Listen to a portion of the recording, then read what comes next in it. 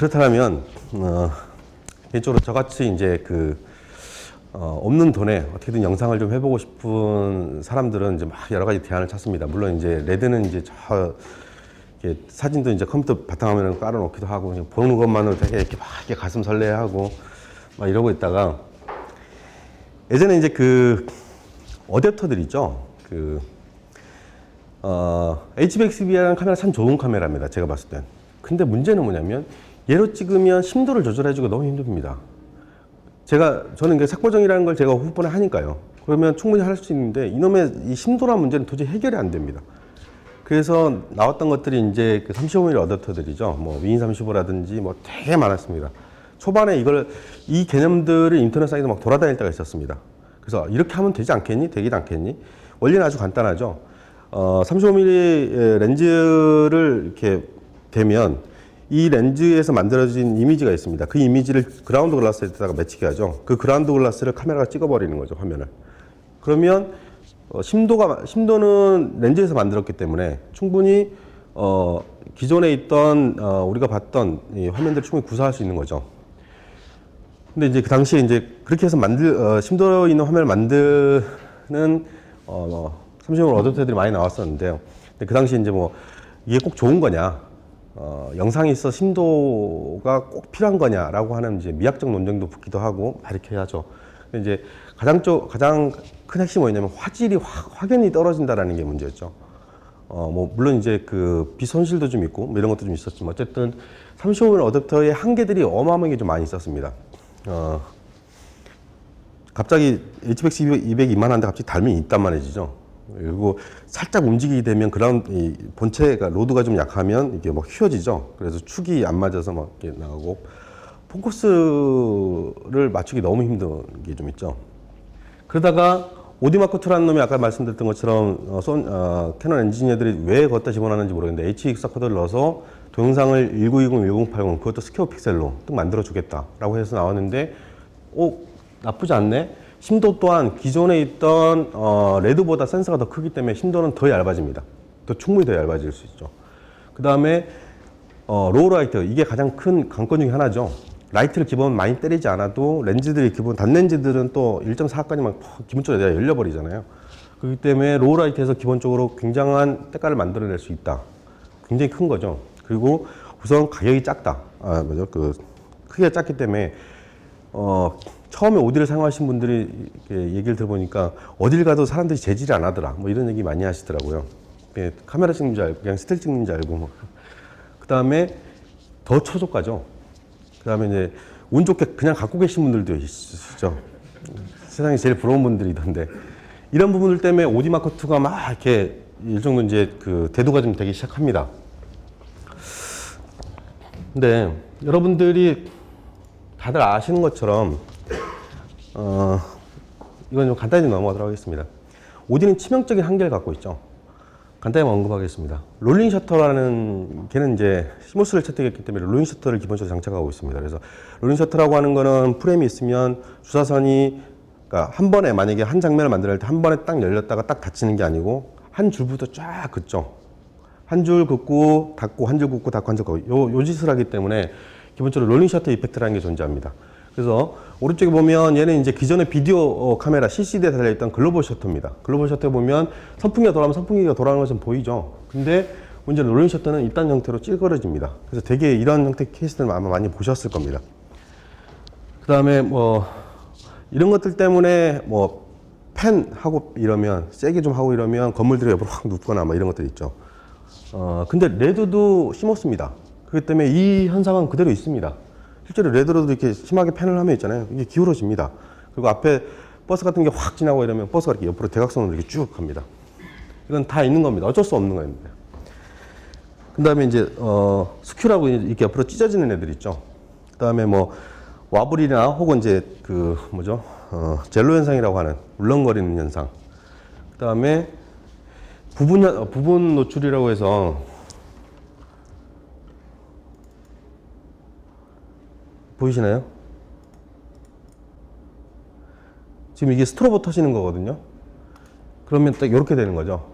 원래는 빛이 여기까지 돼 있어야 되는데 롤링 셔터 때문에 이렇게 윗부분 딱 장착되는 거죠. 이런 부분들 때문에 한계가 많이 있다고 했었습니다. 근데 문제는 레드에도 똑같은 현상이 있습니다. 레드에도 이거 그대로 있고요. 얘도 있습니다. 그다음에 얘도 있습니다. 젤로 현상은 좀 덜합니다. 왜냐하면 시모스 센서 자체가 시모스이고 그 다음에 롤링 셔터이기 때문에 가지는 이 특징들은 대부분 다 갖고 있습니다. 근데 그걸 얼마만큼 억제시켰느냐라는 게 기술인 거죠. 레드사는 많은 부분 그걸 억제시켜 놨고요. 근데 오디는 그런 부분에 투자가 안 된 카메라였기 때문에 그런 부분이 좀 심각하게 많이 나왔다는 거죠. 실제로 레드 같은 경우에도 만약에 스트로버 터지는 장면을 하시면 탁 터지잖아요. 그러면 이렇게 빛이 빡 전체적으로 딱 묻는 게 아니고 어느 한 부분만 쫙 묻었다 딱 끝납니다. 그 일직선처럼 이게 나옵니다. 그래서 이런 거는 레드는 아직까지도 그렇습니다. 이거는 롤링 셔터이기 때문에 잡을 방법이 없습니다. 그래서 이런 걸 촬영할 때는 아예 그냥 스트로버가 좀 오래 터지는 거를 옛날에 터지는 게 있습니다. 옛날 거 이게 그 전구처럼 생겨서 팍 터지는 거 있잖아요. 그런 걸로 합니다.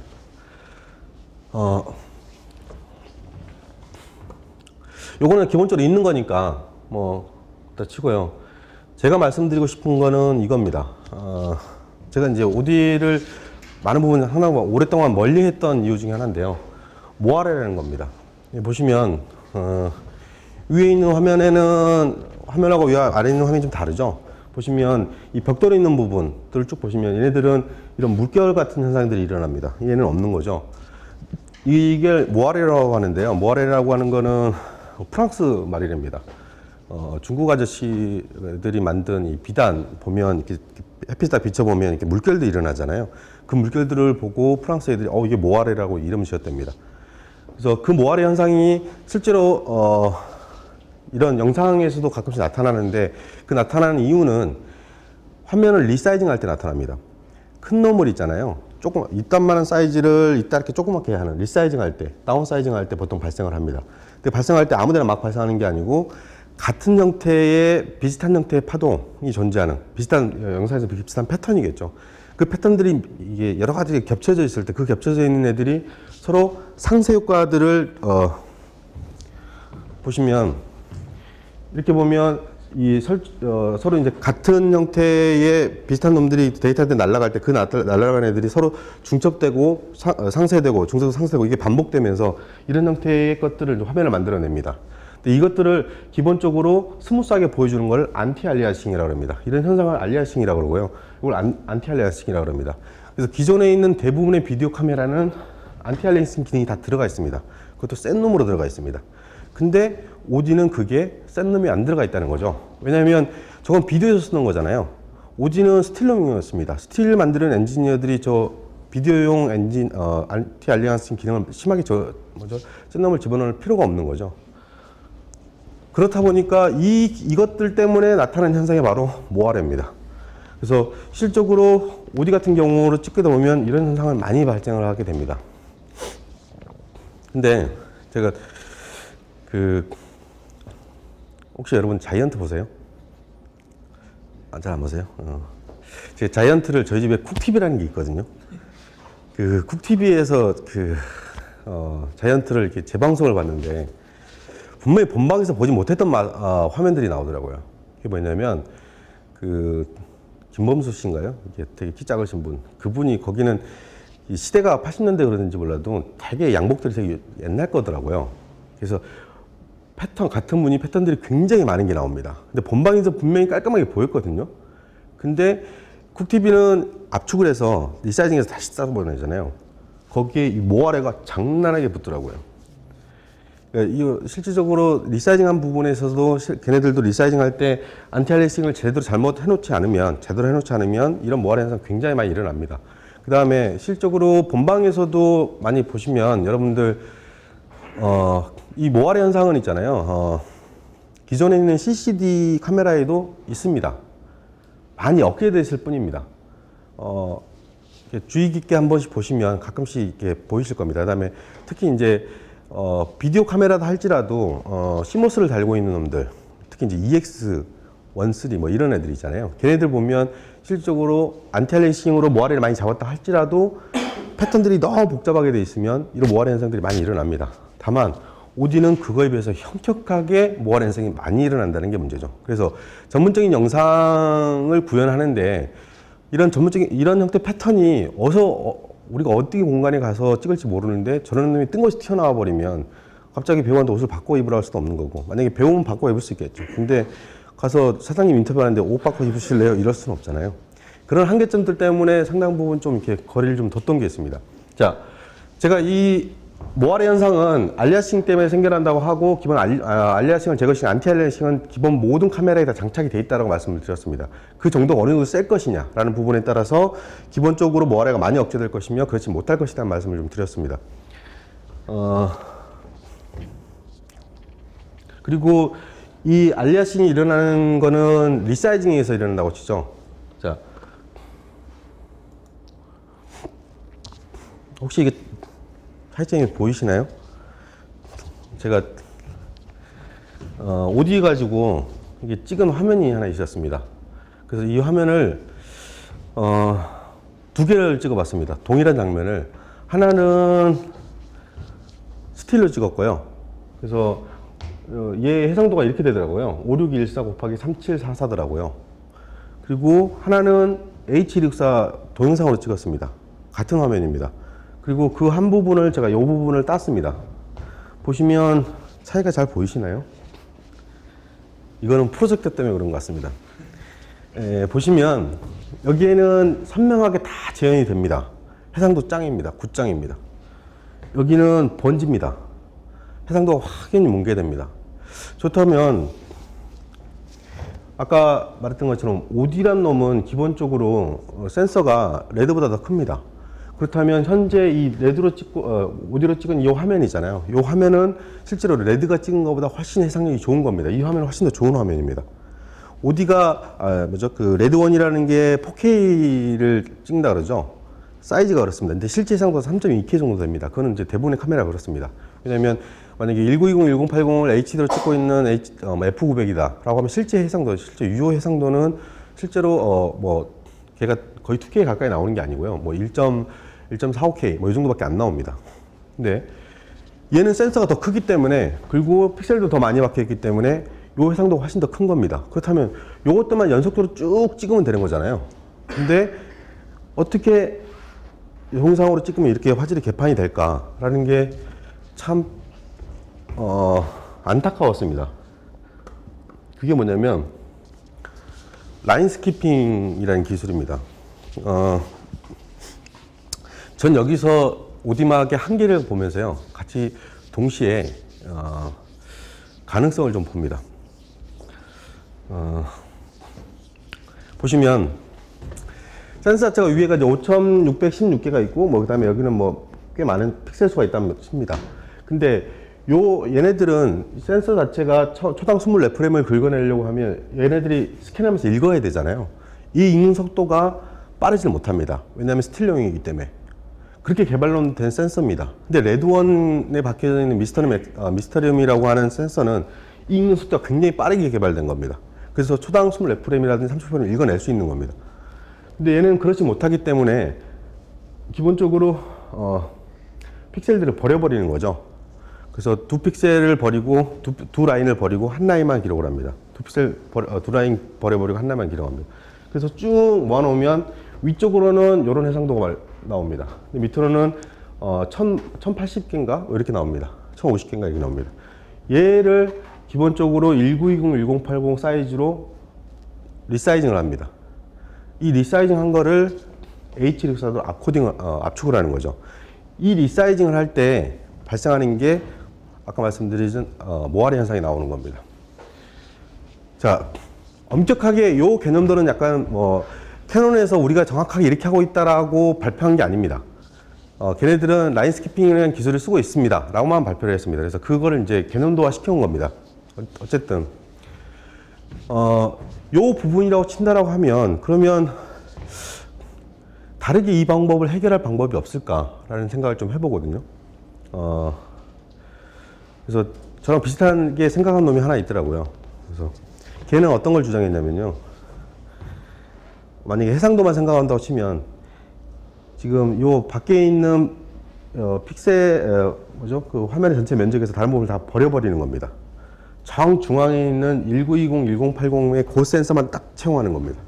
그리고 얘를 기본적으로 읽어드리는 거죠. 그럼 다운사이징 할 필요가 없습니다. 그러면 그 상태를 그대로 H264 하지 않고 다른 형태 코덱으로 빼자. 빼면 현재 1920, 1080이라고 하는 사이즈에서는 굉장히 센 화면이 나올 것이다. 저도 그렇게 생각하거든요. 이게 기술적으로 이제 엔지니어들이 이걸 해줄지 안 해줄지 모르겠지만 어쨌든 실제 이론적으로 보면 이렇습니다. 예를 들어서 여러분들 그 GH1이라는 카메라 아시죠? 마이크로 포서드라는 센서를 갖고 있습니다. 그래서 풀바디 기준으로 약 2배의 크롭 배우를 갖고 있고요. 만약에 35mm 레드원에 비하면 한 1.4 정도의 배우를 갖고 있습니다. 그래서 실질적으로는 영화용으로 찍고 있는 슈퍼 35mm 센서에 비하면 거의 근접해 있습니다. 그러니까 그거랑 거의 화면의 센서가 거의 비슷합니다. 1.4배밖에 안 되기 때문에. 그렇기 때문에 렌즈를 꼽아도 기본적으로 충분히 원래 영화가 갖고 있는 형태의 심도를 충분히 구현시킬 수 있습니다. 실제로 OD 같은 경우에는 영화 쪽보다 훨씬 더 심도가 더 얇아져 버리죠. 그래서 좀 가끔 이질감이 느껴질 때도 있습니다. 분명히 제가 눈에다 맞췄는데 얘가 살짝 움직이면 뭐 코에 왔다가 뭐 안 맞아 버리고 뭐 이런 경우들도 많이 있으니까요. 그래서 실제로 저 같은 경우에는 오디오 촬영하다 보면 가끔씩은 짜증날 때가 있었습니다. 이 포커스 맞추는 게 너무 힘들어서. 어쨌든 그렇게 된다고 치면 GH1이라고 하는 놈은 기본 이거보다 훨씬 더 작은 놈입니다. 한 요 정도 될 겁니다. 근데 거기에서 GH1에는 없던 GH2에 들어간 기능이 하나가 뭐냐면 디지털 줌처럼 만약에 이 정도 화면을 갖고 있잖아요. 그러면 요 안에 화면만 뭐죠? 확대해서 보여주는 겁니다. 그러면 내가 200mm 렌즈를 꼈으면 갑자기 이게 만약에 그 기능을 키면 400mm 렌즈가 되는 거죠. 화각을 갖는 거죠. 그런 기능이 있습니다. 근데 그때 쓰는 기능이 뭐냐면 바로 이런 겁니다.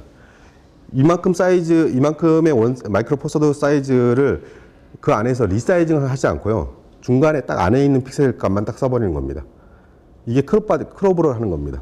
그런 형태로 하게 되면 실질적으로 안에서 리사이징 하면서 벌어지는 이 알고리즘 때문에 벌어지고 있는 모아레라든지 이런 현상이 전혀 이렇게 없이 깔끔하게 나옵니다.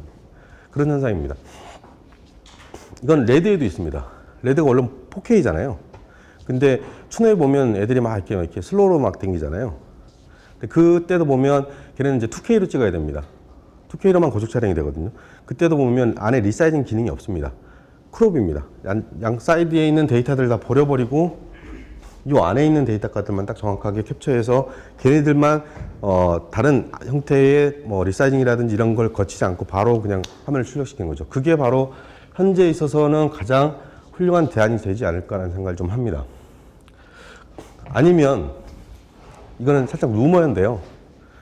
애플에서 지금 4K 그 H264 인코딩 기술을 개발하고 있답니다. 그러면 얘네들이 물론 이제 OD에서는 기록이 안 되겠죠. OD에는 안 되지만 만약에 다음에 나오는 카메라가 운 좋게 스캔 속도가 굉장히 빨라서 전체를 다 스캔해 줄 수 있는 애가 나온다 치면 그냥 적어도 이 H264 코덱이라는 것 자체의 한계를 갖고 가더라도 4K의 화면을 가지고 H264 인코딩을 해버리면 현재 1920, 1980이라고 하는 조그만 사이즈보다는 훨씬 더 좋은 화면의 퀄리티를 만들어낼 수 있는 게 충분히 가능하다는 거죠. 즉, 두 개입니다. OD의 한계점을 넘어서려고 하면 센서 자체의 부분을 커버를 하거나 아니면 코덱을 바꾸거나 둘 중에 하나를 해야지 됩니다. 근데 어쨌든 여러분 다 이런 부분은 알고 계실 거라 생각 좀 합니다. 근데 이제